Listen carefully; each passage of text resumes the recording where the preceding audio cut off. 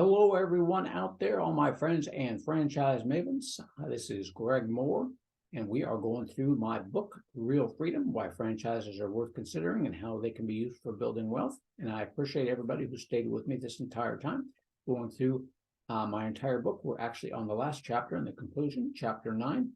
The last chapter actually goes into international investing.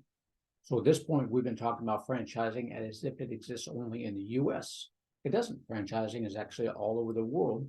It means if you're not living in the U.S. and you want to come to the U.S., you can do that by way of an investor visa, E2 or EB5 visa. You can come to the U.S. and we'll go over those on more details on that when we talk what the qualifications are and what the investment levels are, both on the E2 and EB5 visa. And if you don't want to come to the U.S., you can open up a franchise in another country, and I'll go over that as well. Norma came to me. She was over in Germany, and she found me on LinkedIn, and she visited San Diego's a couple of years earlier, and she actually fell in love with it. She was a finance director over in Germany, but really loved San Diego. And for 2 years, she had no idea how she was going to get there. Obviously, she needed a visa to do that. And she knew one day she wanted to move to San Diego, just didn't know how to go about getting there. She saw me on LinkedIn as a consultant and decided right then and there to reach out to me. We had a few very nice conversations, and she just said, Greg, do you have an idea of how to get me to California? And I said, yes, I certainly do.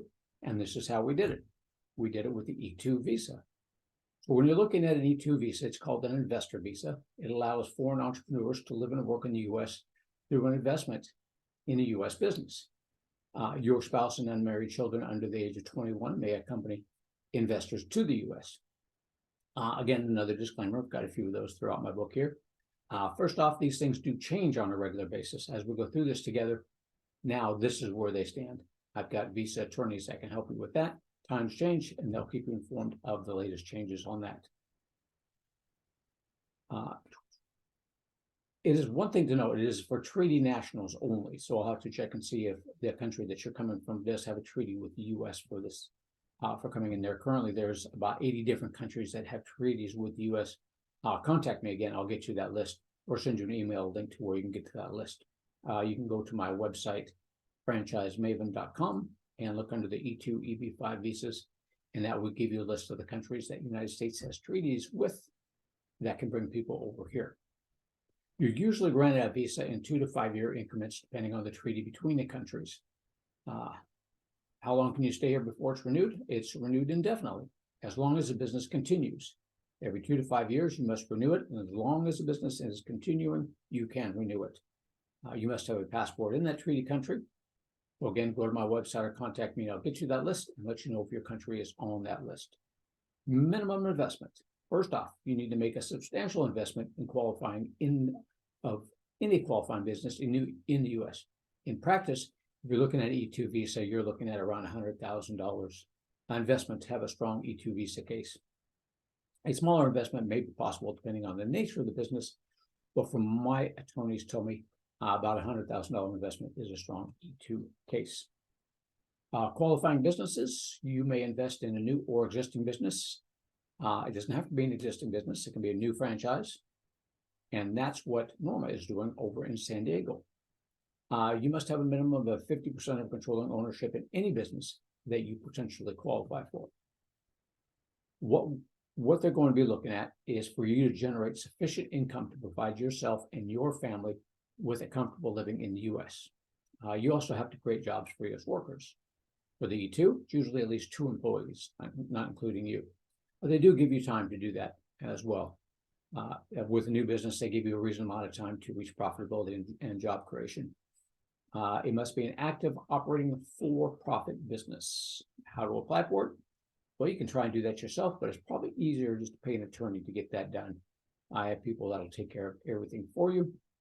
Generally, it requires a visa interview. In the past, it took 1 to 3 months processing time. It may take longer than that now. With Norma, we worked on it for about 4 months on that until she got approved. So plan on it being a few months for the process itself. You can process within the United States without leaving the country if you're here. I worked with another gentleman, Kareem. He and his family were coming over here from the Middle East. It actually took about 1.5 years for his. but he wasn't quite ready at the time when we first started talking. But we did eventually bring it to the U.S. Fortunately, the franchise held his territory he was looking at. He got into a tutoring franchise to get the E2 visa. There are many franchises that actually work with E2 visa candidates that will hold your territory while you're going through the process itself. Now, for the EB5 investment green card, the alternative to the E2 visa will be the EB5 investment green card, and that gets you a green card in the United States. They recently changed the amount needed to invest. It used to be about $1 million. Get in now, I think it's around $1.8 million. Again, that may change on a regular basis, so always check with me on that one, and I'll check with my visa attorney. If you're looking at a high unemployment area, there are differences in that. If it's a targeted area, the U.S. government targets that area, then about half that, about 900,000, will get you into the U.S. With an EB5 visa. You also need to create at least 10 new full-time direct employee jobs for U.S. workers within the first 2 years. That's a little bigger one for that one. If you want to get into a franchise, though, and you don't want to come to the U.S. and you want to go get the franchising going in your country, yes, you can open up a franchise in another country. I have franchises that work in many franchises that work in many different countries. You can do a single unit, you can do a multi-unit. Generally speaking, if you've got a product that you're going to be distributing to people with a franchise system, franchises like to be what we talked about earlier, either an area developer or a master type franchising. You know the area, they'll teach you everything about the franchise, but since you're an expert in that particular country and the franchise isn't necessarily an expert in the country, they want your expertise to help out and grow that franchise system in there. So they want a little bit bigger investment on your part. Because you're going to be one setting up the supply chain, you're going to be the right-hand person of that franchise, so you can help them grow the business, and they'll help you grow the business. You'll be doing all the training and mentoring of new franchisees in your country. It's quite easier that way than the franchise having to go over to the country itself and do all the work themselves. Because again, you're the expert in that country. If the franchise is going to open up in another country where they haven't been before, then they need somebody who's familiar with all the systems, the bureaucracy of the government, how to get things set up over there. They help you with everything like getting the supply chain set up, but they need a strong business person that knows the rules and regulations for that area to grow. So they're going to help you set up supply chain. You're going to know a lot about where to get supplies, how to do things, how to work with the bureaucracy in the government. So it's a really good partnership relationship for the two of you. In general, when you're looking at some of the product type franchises, they're looking for somebody to pick up a large territory and help them develop. As I indicated, some franchises are already over there. There are actually quite a few franchises that we can do that with. And some of the more service type industries, especially when you do consulting side services, marketing tech services, you may not need to get a larger territory. You can go with a single territory. So again, international is possible. Keep that in mind. If you're interested in opening up a franchise business in another country and you want to stay there, you can. One of the benefits of what I do is to get you with all sorts of interesting people all over the world, help them realize their goals and their dreams and change their lives for the better forever. Go to franchisemaven.com, look under the visas. There you will find information on treaty countries and visa requirements.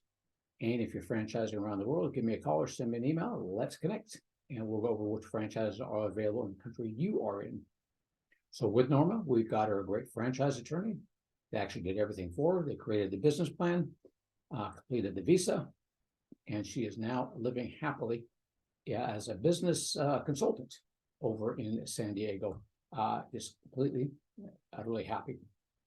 So in conclusion, that is the end of my book. I appreciate you going through my book and going through with me this entire process and listening to me here.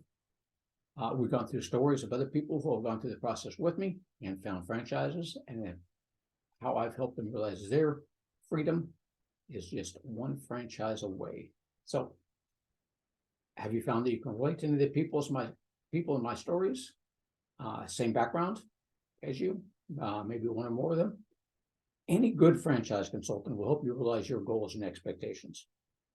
I probably would have still been in the analysis paralysis area, trying to go through all the different franchises that I was looking at to try and figure out which one was the best when I first started. As I indicated earlier in the book, I was just clicking all over the place. I was going click happy on the internet, had all these calls from all these different franchises. It was when I found a great franchise consultant that really helped me narrow down what I was looking to accomplish. So look for a great franchise consultant, preferably me, but there are many of them that are out there.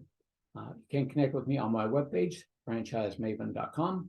That's franchise. Maven is M-A-V as in Victor, E-N.com. There's a link to my calendar to schedule a time to talk. You can ask me any questions you want to, and you can get to know me. There's Investors Corner where I'm on a whole bunch of different podcasts. Look through that. Get to know me, get a feel for me on that one. Make sure you want to work with me. Always a good thing. I'll make my franchise matches for you, and we'll work together so you can make an informed decision on whether or not franchising is right for you to begin with, and if it is, which franchise is right for you. So thank you very much for taking the time.